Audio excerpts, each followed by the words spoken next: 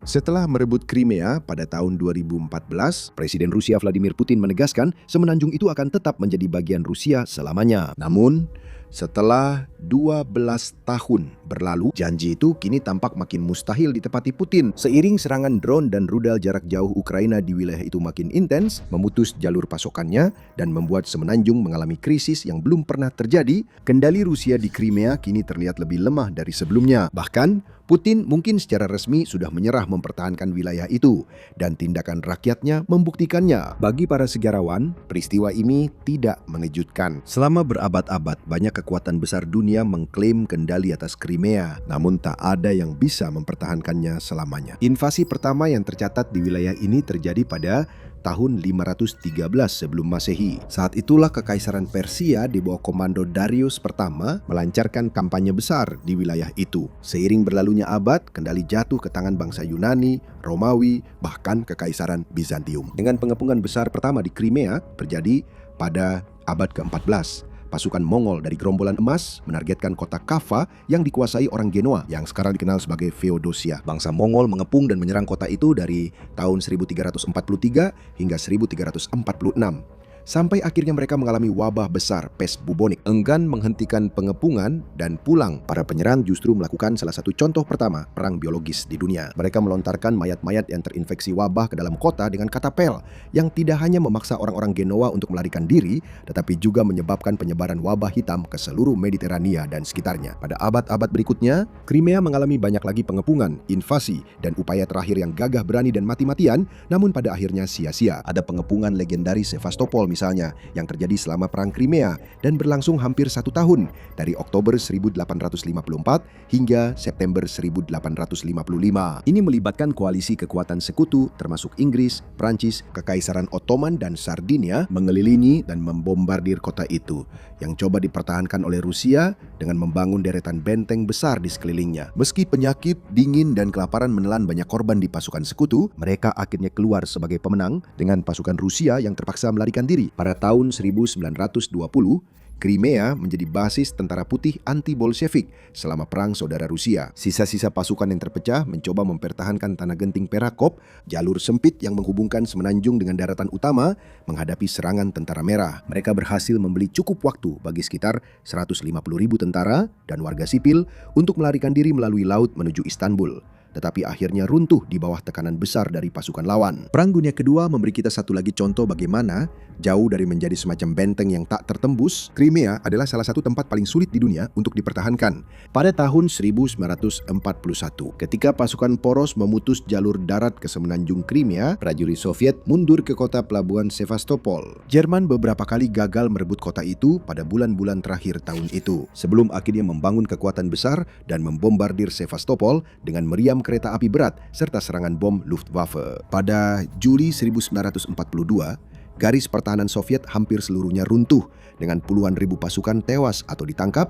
dan pihak Poros berhasil menguasai Crimea. Hanya beberapa tahun kemudian, pada tahun 1944, Soviet merebut kembali kendali, meniru strategi Nazi dengan terlebih dahulu memutus jalur darat tentara Jerman sebelum memusatkan tembakan berat dalam jumlah besar ke Sevastopol itu sendiri. Meskipun detailnya berbeda, banyak contoh ini menyoroti tantangan mempertahankan tempat seperti Crimea. Dan tantangan-tantangan itu pada akhirnya bermuara pada satu hal sederhana, sesuatu yang bahkan negara terkuat dan terkaya di dunia tak pernah benar-benar bisa kendalikan: geografi. Geografi unik Crimea menjadi kekuatan sekaligus kelemahan terbesarnya. Wilayah ini secara alami dilindungi oleh perairan luas di timur, barat, dan selatan misalnya. Tapi itu juga berarti akses darat sangat terbatas. Selama ribuan tahun, satu-satunya akses darat masuk atau keluar Crimea hanya melalui utara, melewati wilayah selatan Ukraina. Meskipun semenanjung ini kaya akan sumber daya tertentu, wilayah ini tidak dapat memenuhi kebutuhannya sendiri, sehingga setiap kekuatan yang ingin menguasainya selalu harus mencari cara menyalurkan makanan, bahan bakar, air, dan pasokan lain ke sana. Itulah kuncinya, jalur pasokan. Dalam banyak kesempatan sepanjang sejarah,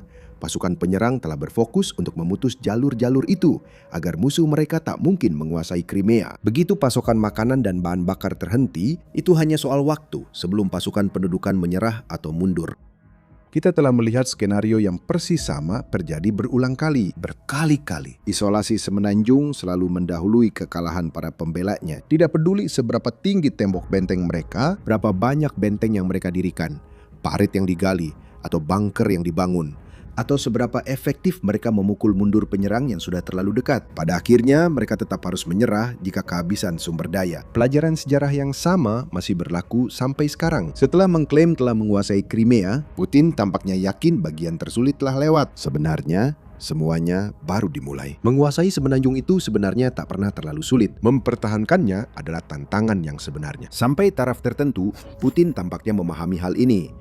Peristiwa sejarah kemungkinan memengaruhi keputusannya untuk memerintahkan pembangunan jembatan Selat Kerch. Misalnya, mahakarya teknik sepanjang 19 km ini menelan hampir 4 miliar dolar untuk membangun dan menghubungkan timur Crimea ke daratan utama Rusia, membuka jalur baru ke semenanjung tersebut. Ketika dia memerintahkan invasi skala penuh ke Ukraina pada tahun 2022, Putin juga memfokuskan perhatian pada wilayah-wilayah kunci yang perlu dia kuasai sepenuhnya, yaitu yang disebut koridor darat yang menghubungkan Rusia ke Crimea, yaitu Donetsk, Zaporizhia, dan Kherson. Logikanya sangat jelas. Jika Putin menguasai wilayah sekitar Crimea, tidak ada cara bagi musuh, baik Ukraina maupun NATO, untuk memutus jalur pasokan dan mengisolasi wilayah itu. Setidaknya itulah yang terlihat. Lalu Ukraina menemukan strategi baru. Strategi yang memungkinkannya memutus koneksi Crimea tanpa perlu menguasai wilayah seperti Kherson atau Zaporizhia. Sebuah strategi yang terwujud dalam bentuk kampanye Middle Strike yang dimulai pada awal April 2026. Pasukan Ukraina menggunakan drone serang sekali pakai untuk menargetkan jalur transportasi dan simpul logistik yang digunakan Rusia memasok Crimea. Sejak kampanye dimulai, kami telah menyaksikan semakin banyak serangan terhadap logistik militer Kremlin di seluruh wilayah Ukraina yang diduduki. Fokus utama ada pada Jalan Raya Novorossiya, jalur utama dari perbatasan internasional ke Crimea yang selama bertahun-tahun jadi rute vital. Rusia menggunakan jalur ini untuk mengirim pasukan, perlengkapan, makanan, bahan bakar, dan lainnya ke semenanjung tersebut. Jalan raya yang sama itu kini dijuluki Jalan Maut oleh tentara Rusia dan blogger militer karena intensitas dan efektivitas serangan drone Ukraina yang telah membuat truk-truk terbakar dan seluruh konvoi hancur. Ukraina juga berupaya memutus semua jalur lain ke semenanjung itu. Berkali-kali menyerang dan mengancam jembatan Selat Kerch, juga menghancurkan feri kereta api Rusia dan kapal armada bayangan menuju Crimea. Singkatnya, daripada melancarkan serangan darat yang mahal yang bisa menyebabkan kerugian besar dan melemahkan Ukraina di area lain di sepanjang garis depan, pasukan Kiev justru menggunakan dengan cerdas armada drone mereka yang terus berkembang untuk membuat Rusia semakin sulit memasok ulang atau memperkuat Crimea. Mungkin tidak terlihat seperti itu pada pandangan pertama, seperti yang baru-baru ini dikatakan pensiunan Jenderal Angkatan Darat Amerika Serikat Ben Hodges di wawancara Global Gambit. Ini pada dasarnya adalah taktik pengepungan klasik. Hodges mencatat Ukraina berupaya mengisolasi semenanjung itu dengan menargetkan infrastruktur transportasi andalannya. Mantan Komandan Jenderal Angkatan Darat Amerika Serikat di Eropa menjelaskan bahwa banyak orang meninggalkan daerah itu. Bukan hanya wisatawan yang tidak senang atau kecewa, tetapi bahkan beberapa pejabat pemerintah, orang-orang menyadari bahwa Crimea sedang menjadi perangkap jika boleh dikatakan, dan mereka berusaha untuk keluar dari sana. Menurut seorang pejabat Rusia, Putin mungkin sudah menerima bahwa dia telah kehilangan kendali atas semenanjung itu. Namun sebelum membahas secara spesifik apa yang dikatakan, kamu sedang menonton acara militer. Kalau belum berlangganan, sekarang waktunya. Sementara Putin belum mengakui krisis di Crimea secara terbuka dan Kremlin terus mengandalkan taktik propaganda klasiknya untuk meremehkan drama tersebut. Seorang ahli ekonom kelahiran Moskow, Igor Lipsev, percaya Presiden Rusia mulai jalankan rencana pelarian dari Crimea. Dalam sebuah wawancara dengan Mark Fagan, mantan anggota Duma negara Rusia yang kini menjadi aktivis HAM, Lipsev mengklaim bahwa Putin sudah dalam proses menarik diri dari Crimea dan sedang menyiapkan langkah-langkah untuk membenarkan keputusan ini di mata masyarakat umum. Dia menjelaskan bahwa Presiden tidak berniat mengatur evakuasi kemanusiaan atau koridor hijau bagi warga Rusia yang masih terdampar di Crimea. Hal itu akan terlalu memalukan bagi Kremlin jika harus meminta Ukraina menghentikan serangan agar evakuasi bisa dilakukan. Sebaliknya, Moskow berniat untuk tetap diam mengenai masalah ini dan kemudian mengalihkan kesalahan kepada Ukraina ketika orang-orang pasti akan meninggal akibat kondisi yang semakin memburuk dan berbahaya di seluruh wilayah tersebut. Secara kemanusiaan, orang-orang sebaiknya dievakuasi dan yang bisa segera meninggalkan wilayah itu lewat jembatan. Itu jelas, tapi tidak akan terjadi. Putin akan menyatakan orang meninggal akibat Ukraina dan tak peduli jumlah korban sipil di Crimea, baik anak-anak maupun orang tua, akibat kurang obat, listrik, atau rumah sakit yang berfungsi. Dia berperang demi kepentingannya sendiri. Rakyat Rusia biasa bisa dikorbankan. Dalam wawancara yang sama, Lipsitz juga membandingkan situasi di Crimea dengan pengepungan, menyatakan ada kekurangan air dan pasokan listrik menjadi tidak stabil setelah serangan Ukraina yang berhasil terhadap infrastruktur energi. Selain dari jembatan Crimea, komunikasi sebagian besar terputus, antrean mobil keluar Crimea capai rekor tertinggi. Orang Rusia mendadak sadar harus segera pergi. Ini mengkhawatirkan dan absurd, menunjukkan rendahnya kesadaran di Rusia. Memang, hingga awal musim panas tahun 2026, sebagian besar masyarakat Rusia tampaknya yakin Crimea benar-benar aman. Banyak orang memesan liburan ke sana saat musim panas, bermaksud menikmati resort, spa, dan pantai yang menenangkan di semenanjung itu, sementara ratusan ribu orang Rusia dilaporkan telah pindah secara permanen ke Crimea sejak aneksasi ilegal pada tahun 2014.